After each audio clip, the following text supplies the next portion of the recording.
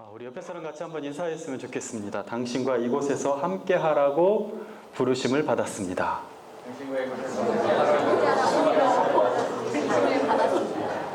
좀 긴가요? 네. 당신과 함께 하라고 부르심을 받았습니다. 다시 한 번만. 자, 당신과 함께 하라고 부르심을 받았습니다. 시작.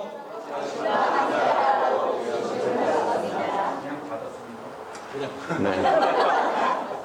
그냥 뭐 받았습니다로. 네. 아시죠? 이러면서. 언젠가 이런 노래가 있었습니다. 이렇게 정다운 너 하나 나 하나는 어디서 무엇이 되어 다시 만나랴. 이 노래를 아시는 분이라면 이제 한 세대가 딱 나오죠. 인생은 헤어짐을 전제로 한 시작이라면 그래도 하나님의 은혜는 인생 가운데 있는 수많은 그 헤어짐이라는 그 저 먼 결과를 잊어버릴 만큼 우리에게 수많은 기억되는 만남들을 주시는 것 같습니다. 수많은 스쳐가는 만남들, 지난 그리움으로 헤어짐을 연단시키는 만남들, 마음에 아리도록 상처를 새겨놓는 만남들은 인생은 만남의 연속이라고 가르쳐 줍니다.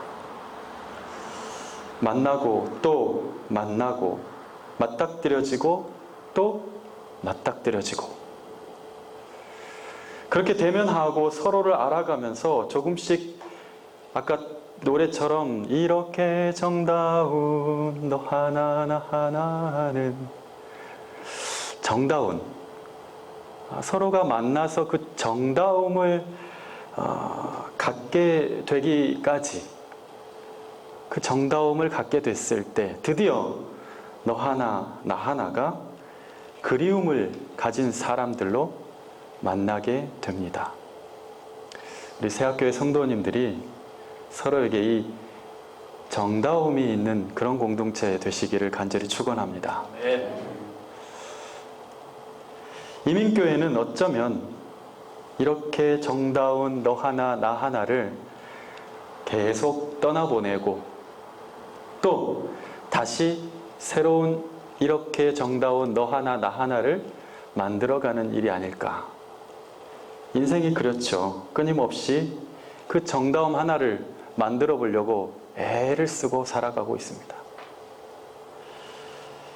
이민교회는 이렇게 정다운 너 하나 나 하나를 주님 안에서 발견하고 그 정다움 속에서 정다움만 보는 게 아니라 주님의 일하심을 보고 또 너무나 다른 경험과 아픔과 상처와 다른 그리움을 가진 사람들을 그 정다운 우리로 품으려고 애쓰는 곳, 바로 그곳이 이민교회가 아닐까 생각을 합니다.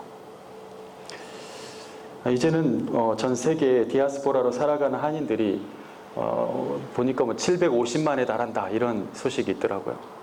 750만 명이면요 서울시 인구의 이제 4분의 3이 밖에 나가 있는 거잖아요. 그러니까 이제는 뭐 친척 중에 한두 명은 다 해외에 있어요. 그런 상황이 되어 있습니다. 이곳에 여러분이 어떤 이유로 오셨는지는 모르지만 인생을 살다 보면서 그런 생각을 합니다. 이게 사는 거냐 사라지는 거냐. 제가 조교 생활을 할 때 참 자리를 찾지 못하고 방황하던 시절이 있었는데 그때 제가 교수님께 그런 얘기를 했던 것 같아요. 어떻게 잘 사냐? 이렇게 물어보시는데 잘 사는 거가 그 대답을 못 하겠더라고요. 그래서 그때 뭐라고 대답했냐면 사는 거는 잘 모르겠고 사라지는 것 같습니다. 이렇게 대답을 했어요. 인생은 사는 게 아니고 사라지는 거구나. 목회를 하면서도 그 말이 더 맞다고 생각이 들어요. 오늘 아까 이제는 내가 사는 것이 아니고 주님이 내가 안에 산다고 고백했는데 내가 결정하고 내가 투자하고 내가 정말 고민을 다 해서 이것을 결정하고 살아간 줄 알았는데 사는 줄 알았더니 어느 순간 보니까 사라지고 있는 거예요. 여러분 사라진다는 표현에는 누군가 살게 하는 존재가 있다는 뜻이거든요. 나를 이끄시고 나를 그것을 하게 하시고 그것을 견디게 하시고 그것을 내가 소유하게 하시고 나를 도우시고 그거 아니다 라고 말씀해 주시기도 하고 내 손을 잡고 이끌어가면서 좀 이리 와봐라 하면서 끌고 가시기도 하셨던, 그래서 사라지게 하셨던 그 하나님, 얼마나 그 사라짐이 감사하고 신비로운지 모릅니다. 여러분, 사라지고 있다는 신비 경험하고 계십니까? 이곳에서 살면서 야, 사는 게 감사하다 보다도 사라지고 있는 게 너무 감사하다. 내가 이렇게 사라지고 있다는 것만 해도 얼마나 감사한가. 여러분, 한국에 있을 때는 몰랐던 일들, 저희도 그랬어요. 독일에 가서 제가 2011년에 갔거든요. 그래서 지금 이제 햇수로 9년째고 딱 지금 그때 8월 달에 갔기 때문에 딱 만 8년 됐는데요. 뭐 편지 한 장만 해도 그렇게 막 콩닥콩닥 하는 거예요. 아직 열어보지도 않았는데 도대체 이게 뭘 내용일까 봤는데 이게 뭐 독일어가 어려워요. 관청에서 쓰는 독일어니까 우리가 생활에서 쓰는 말이 아닌 거예요. 그러니까 뭐 사전을 찾아서 봤는데도 모르겠는 거예요. 뭔 말이냐 이게 도대체, 이거 뭘 하라는 거냐 말라는 거냐. 비자 문제로 관청에 가는 날은요, 그냥 뭐 다 준비했는데도 그냥 가슴이 콩닥콩닥 하고 뭐 또 혹시나 뭐라고 할까봐 좀 긴장을 하기 시작합니다. 이 일은 한국처럼 착착 안 돼요. 뭘 하면은 계약을 뭐 해야 되고 예약을 해야 되고 병원 가는 것도 내가 지금 당장 아픈데 오늘은 다 찼어 다음에 와 이러고 뭐가 뭐 착착 안 되니까 이게 막 스트레스가 되는 거죠. 근데 또 뭐라도 또 순서대로 이렇게 딱 돼야 되는데 이게 뭐가 하나 틀어지기나도 하면 이제 그것 자체가 이제 스트레스가 돼가지고 안 되는 그 독일어를 내뱉으면서 어떻게 해보려고 막 애쓰고, 그때마다 이렇게 묻습니다. 하나님, 왜 이런 곳에 나를 보내셨어요? 여러분 혹시 이곳에 와서 왜 이곳에 나를 보내셨어요? 라고 물어보신 적 있으십니까? 근데 그 질문이 틀렸더라고요. 하나님이 왜 나를 이곳에 보내셨을까? 그 질문이 아니고 내가 왜 왔지? 라고 질문하는 질문이 틀렸더라고요. 내가 왜 왔지? 여러분, 우리가 이곳에 하나님께서 부르셔서 하나님께서 보내셨고 이곳에서 우리를 만나게 하셨고 이곳에서 하나님의 하실 일들이 있고 나를 향하여서 하나님께서 계획하신 일들이 분명히 있음을 여러분 믿으시길 바랍니다. 그러니까 우리 학생들이 얘기를 할 때 고민 방황할 때 저는 그렇게 얘기합니다. 그리고 새가족들이 왔을 때 첫날 그 얘기를 해요. 뒤돌아보지 마십시오. 하나님이 오게 하셨습니다. 거기서부터 출발하십시오. 거기서부터 말하십시오. 거기서부터 하나님께 기도하십시오. 왜냐하면 문제가 생기면 자꾸 뒤돌아보게 되거든요. 내가 왜 그랬을까? 그때 그 사람을 안 만났더라면, 그때 그 일이 없었더라면 자꾸 뒤돌아보게 돼요. 저희 교회는 유학생들이 많은 교회입니다. 프라이부르크라고 해서 아시는 분들은 친환경 도시 이렇게 아시는 분들은 좀 많이 아시는 분. 그리고 독일 서남부 맨 끝자락에 있어서 여러분 잘 아시는, 그래도 프랑크푸르트는 아시니까 밑으로 스위스 쪽으로 3시간 정도를 내려오면 저희 도시가 있는데, 오히려 이제 1시간 건너면 스위스를 넘어가고 또 옆으로 서쪽으로 가면 프랑스, 이제 저희 교인들이 스트라스부르에서도 오거든요. 1시간 걸리면 저 프랑스 국경을 또 넘어갑니다. 근데 이제 독일 사람들도 살고 싶어하는 도시이기 때문에, 왜냐하면 이제 10월 달부터 2월 달까지는 우울해요. 날씨가 계속 흐린비 뭐 이러거든요. 그런 가운데 그래도 저희 도시가 남쪽에 있어서 일조량이 되게 많대요. 그래가지고 사람들이 살기 좋고 큰 병원이 또 있고 또 숲이 있어요. 산이 있고. 그래서 렌트너들이 와서 살기가 좀 좋은 그런 곳이거든요. 그래서 사실은 뭐 집값이 또 비쌉니다. 그런데 사실 여기 와서 제가 물어보니까 거기 집값 비싸다고 하면 안 되겠더라고요. 여기 엄청 비싸대요. 되게 비싸요. 그래서 뭐 유학생들이나 가정들이 오는 일이 거의 없지만 그래도 가정들이 간혹 오게 되면 집 구하기가 너무 어렵습니다. 그래서 그 일들을 같이 좀 고민하고 돕고 막 그래야 될 일이 있습니다. 저희 교회가 한 80명에서 100명 출석을 하니까 천주교, 불교 뭐 이렇게 다 합해서 보면 거의 제가 추산하기엔 한 200명에서 한 300명 정도 저희 도시에 있는 것 같아요. 그런데 제가 부임할 당시에 교회가 두 쪽이 나 있었어요. 그거 몰랐어요. 몰랐는데 일단 청빙을 해서 가게 됐는데 두 쪽이 나 있더라고요. 이제 성가대장을 하셨던 분이 이제 몽땅 이렇게 그 제일 열심히 일하시는 분들을 다 데리고 이제 나가고 1.5세들, 2세들이 이제 저쪽으로 나가고 남아 있는 거는 이제 유학생들만 남아 있더라고요. 독일도 사실 뭐 그렇습니다. 한인교회들이 자주 나눠지는 일들이 많아서 작은 도시인데도 불구하고 인구 20만, 저희도 한 20만 정도 되는데 그런 교회에 사실 한인들 몇 명 없는데도 교회가 2개, 3개가 되고 이런 일들이 좀 많이 있거든요. 다들 약한 교회들이 같이 있어도 힘든데 어려워도 같이는 못하겠다 그러고 이제 이렇게 흩어지는 경향들이 있어요.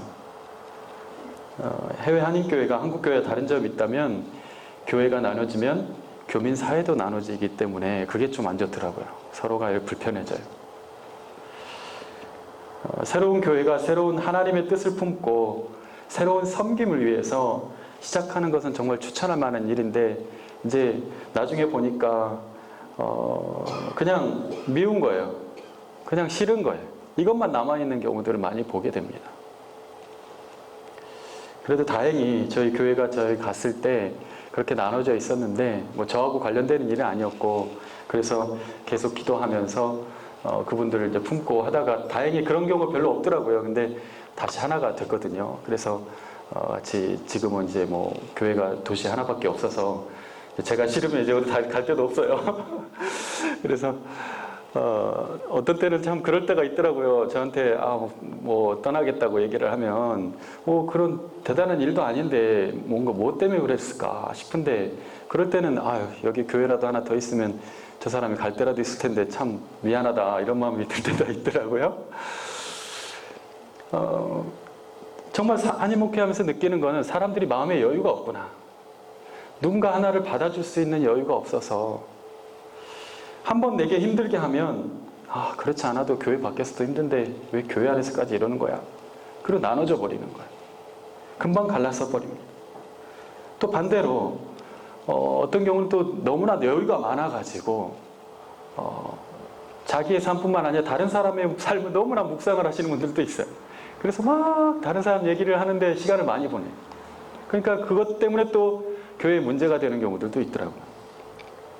그런 여유와 깊은 다른 사람에 대한 묵상이 정말 하나님을 섬기는 데 사용되면 좋겠고 교회를 다른 사람의 그 니들을 정말 보고 지혜롭게 섬기는 방식으로 나타나면 좋겠는데 대부분 그것이 교회가 필요하는 방식이 아니라 자신이 해주고 싶은 방식으로 이루어지는 데 문제가 있더라고요. 공동체가 가려운 곳을 긁어주는 헌신은 참 귀합니다. 그런데 공동체가 바라는 것보다는 내가 하고 싶은 방식으로 헌신을 할 때 문제가 됩니다. 여러분, 하나님이 왜 나를 이곳에 부르셨을까?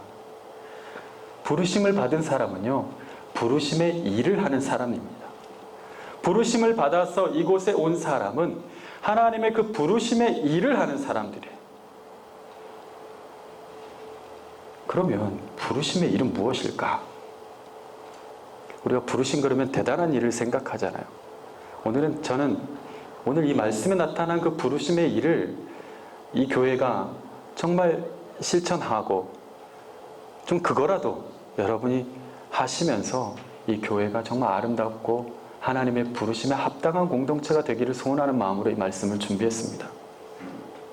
우리 에베소서 4장 1절 3절 다시 한번 보겠습니다. 에베소 4장 1절에서 3절 말씀 같이 읽겠습니다. 시작.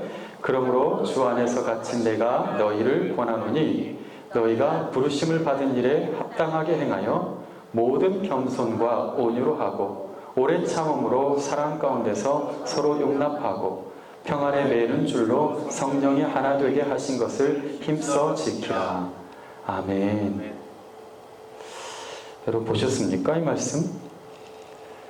진리는요, 사실은 되게 단순해요. 간단해요. 그리고 누구나 그래야 되는 것을 아는 것입니다.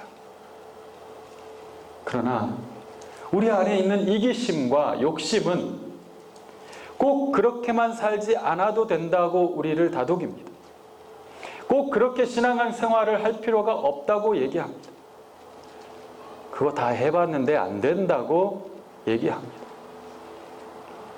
주님을 예배하고 이런 말씀을 읽는 그 순간조차도 이것은 나와 내가 할 수 없는 것이라고 손을 그어버리고 말씀을 대하고 있는 거죠. 여러분, 부르심을 받은 일은 저 멀리 선교를 나가라고 하는 것이 아니고 오늘 말씀의 기준에서 보면 이거예요. 그래도 저 사람이 나보다 낫다라고 여기는 마음을 갖는 것. 퉁명스럽게 대답하지 않고 부드럽게 대할 수 있는 것. 오래 참음으로 사랑 가운데서 서로에게 실수를 해도 그럴 수 있지, 괜찮아 라고 말할 수 있는 것. 그래서 참 많이 다른데 달라도 너무 다른 우리들이 어떻게 평안에 매는 줄로 하나로 묶고 또 묶어내는 일을 할 수 있을까? 이것을 응답하는 것이 부르심의 일이라는 거예요. 그럼 근본주의적인 신앙을 가진 사람들일수록 나눔이 심합니다. 그냥 내가 여기서 다르네? 그럼 너와 나하고 헤어져요. 근데 또 같이 왔어. 한 10사람이 와서 거기서 그 부분에서 헤어졌어요. 5명으로. 5명이 왔어요. 또 보니까 살다 보니까 여기 부분이 달라. 너하고 여하고 이 부분이 또 다르니까 너랑 나랑 헤어져. 2사람과 3사람이 나눠졌어. 결국 이렇게 나눠지다 보면요, 없어요. 내 주변에 아무도. 여러분, 오늘 우리는 이곳에 부르심을 받았습니다. 대단한 일을 하라고 부르심을 받지 않았습니다. 여러분 보고 다 성가대하고 다 찬양 인도하고 기타 치고 목사님처럼 찬양 인도하고 다 이거 하라고 부르심을 받지 않았어요. 그건 기능적인 부분이에요. 성경은 그 부분을 얘기하지 않고 오늘 말씀을 보면 좀 더 쉽게 제가 표현하면 서로에게 좀 더 부드럽게 말할 수 있는가? 누가 보든지 아니 보든지 나 같은 것을 이 공동체에 써주셔서 나 같은 것을 이곳에 불러주셔서 너무 감사하다. 이 마음으로 예배하고 그 마음으로 헌신하고 있는가? 정말 그렇게 내가 생각이 안 들더라도 그 사람이 그렇게 얘기했을 때 그래, 그럴 수도 있지 라고 말해줄 수 있는가? 왜? 그거 하라고 부르심을 받았으니까요. 이해되지는 않지만 용납 못할 일은 아니다. 주님이 구원 못하실 일도 아니다 하면서 한 번쯤 더 마음을 열어서 수용할 수 있는 그 받아줌을 해줄 수 있는 것. 부부간에도 자녀에게도 우리 서로에게도 신앙이 좋다는 게 뭔가? 기도 많이 해서 어디 먼데 선교지로 나가는 것인가? 아니요. 내 언어가 바뀌는 것입니다. 내 태도가 바뀌는 것이고 내 눈빛이 바뀌는 것이고 성도를 대할 때의 눈빛과 내 아내에게, 내 남편에게, 내 자녀에게, 내 부모에게 말이 바뀌어가는 거예요. 부르심을 받은 일이에요. 내가 하고 있는 일 많이 해요. 그렇지만 그 일을 통해서 오히려 나 같은 것을 써주셔서 너무 감사하다. 이 마음이 더 깊어지고 있는 것. 기도할 때마다 이거 올해까지만 해야지 이렇게 하지 않고 더 깊어지는 거예요. 날 써주셔서 감사하다. 저걸 할 수 있는 건강이 있어서 감사하다. 저걸 도울 수 있는 재정이 있어서 감사하다. 부르심을 받은 일에 하나하나 순종해가는 기쁨이 있는 것이죠. 저희 도시 근처에 이제 1시간 내려가면 스위스 바젤을 갈 수가 있는데, 거기 한인교회에서도 또 있었던 일이에요. 원래 한인교회, 그 한인교회는 영주권을, 이미 시민권을 갖고 있는 스위스에서 있는 목사님, 아주 지금 이제 은퇴가 가까우신 할아버지 목사님이신데, 목사님이 이제 공부하러 오시고 사모님은 간호사로 그 당시에 오셔서 그곳에서 이제 일하시면서 공부는 이제 내려놓으시고 뭐 살아야 돼서 병원 일을 같이 돕다가 거기서 이제 일을 하게 되니까 자연히 비자 문제가 해결이 된 그런 케이스였어요. 이제 30년을 바젤, 인터라켄, 쥐리히를 세 곳을 돌아다니면서 주일마다 이제 순회 설교를 하시는 거죠. 세 교회를 감당을 하면서 거의 막 한 도시에 1시간 반씩 이렇게 걸려서 하니까 아침부터 나아가서 세 곳을 다 하고 나면 뭐 저녁 이제 늦은 시간이 되는데 그것을 이제 한결같이 해오셨어요. 이미 목사님과 오래된 성도들은 뭐 그냥 가족 같아요. 그냥 가족이야. 뭐 30년 동안 그 외로운 스위스 땅에서 그냥 그렇게 살았어요. 저한테 그 얘기를 하시더라고요. 쥐리히 공항에 옛날에 한국 신문이 한 달치가 온대요. 그러면 그거를 날짜를 다 정해가지고 그게 1년 동안 돈대요. 이렇게 교민들 사이에 쭉 돌아서 그거 보는 재미로 한국에 이런 일이 있었구나. 그거를 한참 지나서 보게 되는 거죠. 그거에 비하면 지금은 뭐 인터넷으로 지금 한국보다 우리가 더 잘 알잖아요. 뭔 일이 일어났는지. 우리는 정말 우리 후배 사역자들은 잘 편하게 하고 있구나 생각도 들더라고요. 그런데 이제 문제가 된 게 그곳에 주재원으로 오신 분들이 이제 오셔가지고 목사님 설교가 너무 올드하다.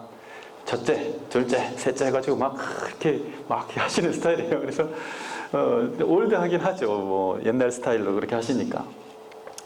그리고 몇 가지 이유를 댔어요. 그래서 주일 오후 3시에 예배를 드리니까 예배 시간이 너무 늦다. 애기 엄마들이 오기가 어쩌다. 이러면서 이제 얘기를 하고 그 이유 하나. 그리고 목사님 설교에 대한 문제. 그리고 목사님이 새 교회를 하니까 우리를 잘 케어를 못 해주신다. 이런 문제들을 이제 들면서 이제 컴플레인을 한 거예요. 공식적으로. 그랬는데 결국은 이제 그게 이제 해결이 안 되니까 바젤에 이제 교회가 하나 더 생기게 됐었거든요. 사실 스위스 비자 규정이 너무 까다롭거든요. 외국인 비자가 딱 10개로 고정이 돼 있어요. 그래서 그거 안에서 이제 나눠 갖기를 할 수 있는 거거든요. 그러니까 누가 들어가고 싶다고 해서 이게 들어가지는 곳이 아니거든요. 그분이 그 시민권을 갖고 있다는 건 되게 정말 특혜 중에 특혜죠. 그런데 이제 그들이 그런 이유로 나갔는데 결국 자기들이 이제 나가서 잘 할 수 있을 거라고 생각했는데 목사님 구하기도 힘들고 게다가 이제 저쪽 지리에서 있는 목사님을 모셔서 이제 하긴 했는데 예배 시간이 예전은 3시간 너무 늦다고 하더니 자기들은 7시에 드리고 있는 거예요. 저녁 7시에. 게다가 세 곳을 해서 목사님이 우리를 케어 못한다고 그러는데 그분도 이미 2곳을 하고 있었어요. 베르나하고 지리. 뭐가 달라졌냐 도대체. 저한테도 와가지고 가까이 있는 이제 독일까지 와서 저에게 상담도 하고 이런 얘기 저런 얘기 하는데 그럴 거면 아예 해를 끼치지 말고 독일 땅으로 넘어와서 그쪽에다가 교회를 하시라고 괜히 도시에다가 그렇게 하지 말고 그랬는데 또 제가 얘기했을 때는 그거 좋네요 이렇게 하시더니 전혀 받아들여 주지 않으시더라고요. 그쪽에 있는 분이 바빠서 못 오시는 날도 있는 거예요. 그러면 이제 영상으로 이제 예배 드리는 날도 있어야 되고 그런 날이 이제 되는 거예요. 그러다가 이제 지금 2년 정도 지나다가 교회가 거의 이제 유야무야 됐어요. 그래서 거의 이제 교회는 그 당시 이제 깨지고 이쪽 교회는 너무 작아지고 또 저쪽 교회는 또 그렇게 해서 유야무야 없어지고 그러니까 이제 그 바젤에 사실은 저희 도시는 유학 도시라 대학생들만 있지만 거기는 교민들 주재원들이 많거든요. 근데 갈 곳이 마땅치 않게 돼버린 거예요. 그 문제로 인해서. 그런 상황을 보면서 그래 뭐 어떤 더 좋은 것을 위해서 평안에 매는 줄을, 오늘 평안에 매는 줄을 힘써 지키라고 하시는데 그 줄을 끊어버리기까지 하면서 해야 할 일이 있을까? 과연 그 세 가지 이유가 복음과 관련된 문제도 아닌데도 불구하고 그렇게까지 해서 너와 내가 다르니 헤어져야겠다고 얘기를 해야 될까? 그래서 얻은 것이 무엇인가? 그냥 내 감정과 이기심에 순종한 것은 아닌가? 그냥 내가 하고 싶은 방식의 교회, 내가 편한 방식의 교회를 만들어 보고자 그렇게 하다가 안 되니까 다른 이유들을 얘기를 해서 나가게 되는. 여러분, 교회는 나를 내려놓는 연습을 하는 곳입니다. 교회는 다소 불편하지만 말씀으로 나를 그 자리에 앉히는 곳이고, 그 앉은 곳에서 하늘 사다리를 보는 곳이지 내 앉은 곳을 아주 편한 곳으로 바꿔 놓는 곳이 아닙니다. 교회 분열의 대부분은 그다지 중요하지 않은 일들로 나뉩니다. 그 안에는 심각한 이기심과 인간들의 욕망이 있습니다. 제가 대학 4학년 때 저는 사실은 목회자는 안 되겠고 평신도 사역자로 살아야겠다 그렇게 생각을 하고 나름 그래도 일하면서 낮에는 아침에 한 5시간씩 일할 수 있어서 일하고, 한국 가면 벼룩시장 같은 거 있잖아요. 그거를 이제 관공서나 이런 데 넣어주는 일을 했어요. 그래서 그 일을 하면서 이제 오토바이 타고 다니면서 그거 이제 뒤에 통 하나, 은색 통 하나 달고, 짜장면 아닙니다. 거기다가 이렇게 넣어서 이제 빼서 관공서 들어가서 이렇게 껴주고 나오는 일들을 했었거든요. 그래도 쏠쏠했어요. 왜냐하면 그거를 오전만 일을 하고도 오후에 사역을 할 수도 있었고, 근데 뭐 누가 시킨 것도 아니에요. 제 나름대로는 이제 평신도 사역을 하겠다, 나는 평신도로 주님을 위해서 일하겠다라고 생각했기 때문에 그런 일을 했어요. 그리고 문화사역에 관심이 많아가지고 청소년 문화나 이런 청년 문화에 대해서 관심이 많아서 그쪽으로 이제 계속 공부도 하고 또 개인적으로, 그리고 또 청소년 선교단체에 있으면서 이제 주중에 이제 한 번쯤은 청소년들 각 학교에 있는 기독교 동아리들을 찾아가서 또 소개도 해주고 또 같이 또 기도도 해주고 이렇게 인풋 해줄 수 있는 그런 일들을 했었거든요. 그렇게 하면서 있다 보니까 이제 저희 선교단체 담당 목사님이 이제 어느 교회로부터 연락을 받은 거예요. 그 교회에서 이제 교회가 부흥을 해가지고 시내 중심가에 있는데 외곽으로 크게 지어서 나간다는 거예요. 그래서 이제 그 교회가 너무 위치가 좋으니 청소년들을 위해서 문화 공간으로 쓸 수 있는 그런 곳으로 하기로 당회에서 결정을 했다는 거예요. 그래서 너무 잘 됐는데 그럼 그 일을 위해서 누가 총무로 일을 할까 해서 이제 제가 추천이 됐어요. 그래서 대학 4학년 때니까 저는 이제 이것을 하나님의 뜻으로 알고 열심히 이제 그거를 준비를 하고 몇 개월 동안 준비를 했어요. 근데 여러분 건축해보면 아시지만 처음 했던 것보다 꼭 돈이 더 들어. 그렇죠? 꼭 더 들어요. 그러다 보니까 이제 재정 압박이 오니까 이분들이 선하게 결정을 해놓고 자꾸 이제 뒤돌아보는 거죠. 저것을 팔면 그러면서 이제 결국은 재정 압박이 와서 그냥 미안한데 그거 팔아야겠다 야 그래가지고 팔게 됐어요. 저한테는 사실은 지금 나는 인생을 걸었는데 여기다가 이게 갑자기 어느 날 갑자기 확 날아간 거잖아요. 하나님 이게 뭡니까? 그곳에서 앉아서 저는 예배하면서 주님 이곳에 청소년들이 오게 하시며 혼자서 그렇게 했었는데, 그때도 사실은 권사님들이나 어떤 분들은 신학교를 가면 어떠냐 하고 저한테 되게 진지하게 권면하신 분도 있었고 목사님들도 그런 부분도 있었는데 저는 아니에요 라고 늘 그렇게 했었거든요. 수요일 날에는 2시간 떨어진 그 부목사님이 개척한 교회에 가서 찬양 인도를 하고, 사실 예배당이라 해서 이거보다 3분의 1 정도 된 데서 목사님 가정에 3명과 또 집사님 새로 등록한 집사님 가정 해가지고 한 6명 앉아 있는데 거기서 열심히 찬양하러 2시간씩 걸려서 가고, 목요일 날은 목요 찬양이 있고, 금요일 날은 교회 사역을 하고, 또 토요일 날은 제가 청소년 이제 선생님이었기도 했기 때문에 또 그 사역을 하고, 주일 날은 주일 날이니까 또 찬양단 사역이랑 막 이렇게 하고, 나름 그렇게 살았어요. 게다가 이제 제가 KBS 작가과정을 해서 그 방송 작가 그거를 했었거든요. 그래서 극동방송에 이제 오프닝 멘트를 써주는 일을 매일 했었거든요. 그래서 그 일들을, 그것도 시간 많이 걸려요. 그 조그만 멘트지만 준비를 많이 해야 되거든요. 나름 이제 그런 일들을 하면서 제가 열심히 했는데, 그리고 또 찬양 사역을 또 그거 하면서 틈틈이 준비를 했어요. 그래서 찬양 사역을 통해서 내가 평신도 사역자로서 살리라 했는데, 자신이 있었는데요. 우리 목사님처럼 저도 좀 노래 잘할 자신이 있는데, 이게 하나님이 아니라는 거예요. 계속 떨어뜨리시더라고요. 대회를 나가도 잘 안 되고, 나는 나보다 못하는 사람이 올라가는 것 같은데, 너무 교만했나요? 그랬는데 하나님이 계속 떨어뜨리는 거예요. 그래서 하루는 제가 나름 한다고, 문화사역 한다고 하나님이 막으셔.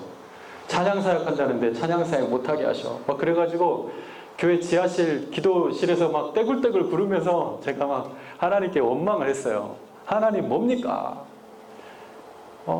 내가 주님을 위해서 이렇게 일하겠다는데, 다른 일을 하겠다는 것도 아니고 주의 일을 하겠다는데 왜 막으십니까? 그러면서 막 하나님께 원망의 기도를 막 떼굴떼굴 굴러가면서 했는데, 나중에서야 제가 그 2시간 걸려서 가는 그 부목사님네 교회에 갔다가 같이 기도원을 가게 됐는데, 그곳에서 하나님이 저를 부르셔서 제가 이제 그곳에서 이제 두 손 두 발 다 들고 제가 주의 종이 되겠다고 이제 그때 고백을 했거든요. 그 고백을 하는데 저게 정말 놀라운 평안이 오더라고요. 왜냐면 그 전에는 나는 이걸 계산했어요. 막 저는 나는 올빼미니까 저녁 시간이 너무 좋고, 새벽 2시 되면 막 책 읽기 너무 좋고 이제 편하거든요. 그래서 나는 새벽 기도도 안 되니까, 새벽 기도 목사하면 새벽 기도를 해야 되는데 그것도 안 되겠으니까 나는 못하겠다. 여러 가지 이유들을 들면서 안 되겠다고만 생각을 했었어요. 그런데 하나님이 평안케 하시니까 그 모든 이유들이 다 사라지더라고요. 그리고 내가 하나님 앞에 서원을 하고, 네 하나님 그렇게 하겠습니다 라고 하고 눈을 딱 떴는데, 제 눈앞에 이렇게 큰 길 하나가 쫙 보이는 거예요. 저는 이제 그것을 시온의 대로라고 제 나름대로 해석을 합니다. 시온의 대로. 주님의 부르심에 내가 드디어 응답했을 때 보여주신 그 길. 그 뒤로 하나님이 정말 세세하게 하나하나 다 챙겨주심을 경험하면서 지금 이 시간까지 왔거든요. 너무나 감사해요. 그때 그런 일을 깨달았어요. 다 주의 일이 아니구나. 내가 하고 싶다고 해서 그게 부르심을 받은 일이고 주의 일이 아니구나. 주의 일은 내가 주님을 위해서 하려는 일이 아니고, 주님이 원하시는 것을 주님이 원하시는 때에, 주님이 원하시는 곳에서 주님이 원하시는 방법으로 하는 것이구나. 그동안은 내가 생각하는 그 주의 일, 저걸 내가 하겠다고, 그러니까 주님 도와달라고 그렇게 기도하면서 그게 나의 부르심이라고 생각하고 달려갔었는데, 그 이후로 제 부르심을 제대로 받고 깨진 게 그게 아니구나. 주님이 원하시는 때에, 주님이 원하시는 곳에서 주님이 원하시는 방법으로 순종해 나가는 것이 부르심이구나. 여러분, 부르심을 받은 일에 충실하십시오. 오늘 주님께서 이 말씀을 통하여 우리에게 그 부르심을 받은 일을 대단히 선교지로 보내는 그런 어떤 대단한 걸로 말씀하시지 않으세요. 너가 예수를 믿고 너가 예수를 믿는 그 부르심을 받았다면 이제 네 입 언어가 변화돼서 부드럽게 말할 줄 아는 사람이 되라. 다른 사람을 말을 들을 수 있는, 경청할 수 있는 귀가 되라. 한 번 더 그럴 수 있지. 당신 말도 일리가 있어요. 라고 말해줄 수 있어라. 그리고 또 나와 달라도 참 많이 다른 이들을 평안에 매는 줄로 묶고 또 묶어서, 여러분 암벽 등반할 때 보십시오. 몸을 묶어요. 그 줄이 끊어지면 같이 죽어요. 같이 가는 거예요. 평안에 매는 줄이 바로 그 줄이 아닐까. 서로를 묶고 또 묶어서, 뭘로? 평안함으로. 내 몸과 저 사람의 몸을 함께 묶어서 이 낯선 이민사회의 가파른 절벽을 오르는 일, 이 세화 공동체가 해나가야 될 일이라고 생각합니다. 이곳에 와 있는 많은 길을 잃어버린 영혼들에게 그 평안에 매는 줄을 더 여유 있게 두고 한 사람을 묶고 또 묶어서 그들에게 평안을 끼치고, 구원을 잃어버린 사람들에게 그들에게 그 문제로부터의 노임의 그 구원, 답답함과 두려움 가운데 있었던 사람들에게 그것으로부터 놓이는 그 구원, 그래서 그 얻는 그 평안함, 예수의 능력이 주시는 그 평안함, 그 평안에 매는 줄로 또 묶고 또 묶어서 부르심의 일들을 하나하나 잘 감당해 나가는 기쁨이 있는 이 공동체가 되시기를 바랍니다. 그리고 한 번 더, 내 뜻이 아닌, 내가 원하는 방식이 아닌 교회가 원하고 하나님이 원하시는 방식이 무엇인지를 다시 한번 고민해보고, 거기에는 약간의 고통이 있고 불편함이 있습니다. 그러나 그 불편함을 선택할 수 있는 자유, 그 자유함이 이 세화 공동체에게 있어서, 아, 교회 별거 있어, 그런 거 하는 것이 교회지, 그런 교회가 천국이지. 그 평안, 그 기쁨, 그 부르심의 열매들이 이 세화 공동체 안에 충만하게 넘쳐날 수 있기를 예수님의 이름으로 축원합니다. 우리 같이 한번 기도하겠습니다. 하나님 감사합니다. 부르심을 너무 거창하게 해석해서 그 부르심에는 응답하려고 달려가지만 정작 내 옆에 있는 내 형제, 내 자매, 따뜻한 말 한마디를 못하는, 부르심이 없는, 부르심을 거절하는 그런 자가 되지 않게 하시고, 하나하나 내 언어와 내 태도와 내 눈빛이 달라지며 내 얼굴빛이 달라지며 나의 수용의 폭이 넓어지어서 정말 예수 그리스도께서 기뻐하시는 모습으로 주님의 부르심의 일을 감당하는 우리 모두가 되게 하여 주시옵소서. 이 세화 공동체 안에 그 부르심을 받은 이들이 넘쳐나게 하시고, 그 부르심으로 인하여 주님을 믿는 기쁨이 넘쳐날 수 있는 놀라운 일들이 가득하게 하여 주시옵소서. 목사님과 또 많은 재직들, 그리고 수고하고 헌신하는 모든 이들에게 하나님 날마다 더 이 일들을 할 수 있는 기쁨을 주시고, 또한 나를 써주셔서 감사한 그 감사함이 넘치는 교회 되게 하여 주옵소서. 예수님 이름으로 감사하며 기도드리옵나이다. 아멘.